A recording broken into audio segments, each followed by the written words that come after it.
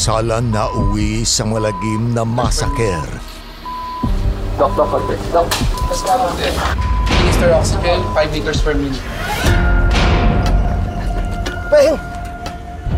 Peng!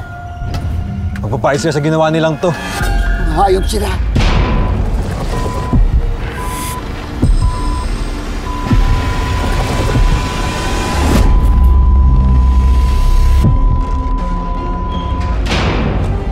Sino sa grupo natin ang nagtraidor?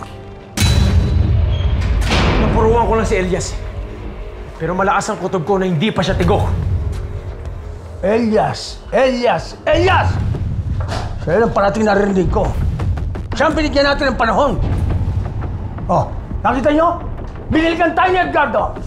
Oh, siya naging matinding kalaban natin. At dahil nadamay ang anak, gaganti ang ama.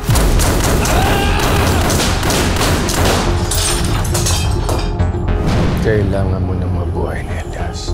Pag nasiguro ko na ang kaligtasan niya, tsaka ka naman isusunod ang mga hangal na gumawa nito sa kanya. Sino ka? Nasaan ako? Hindi ako bahala sa'yo. Huwag kang lalapit! Gusto mong tuluyan kita. Habang nasa poder ka namin, poprotektahan ka namin.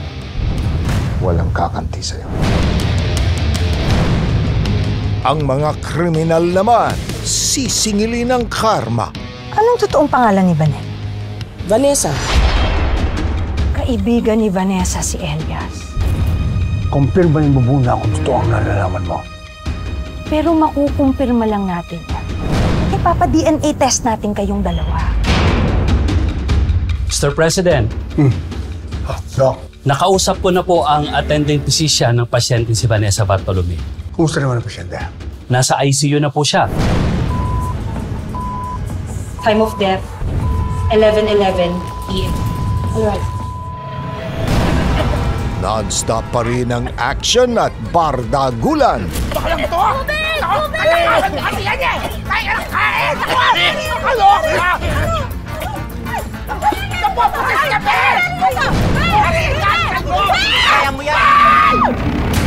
At abangan din ang pinakamatinding sakripisyo ni Edgardo para kay Elias Guerrero.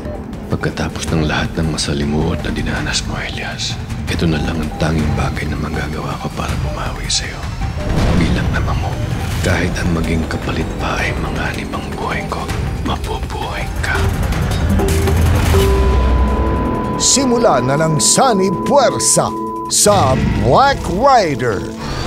8 p.m. sa GMA Prime at 9:40 p.m. sa GTV.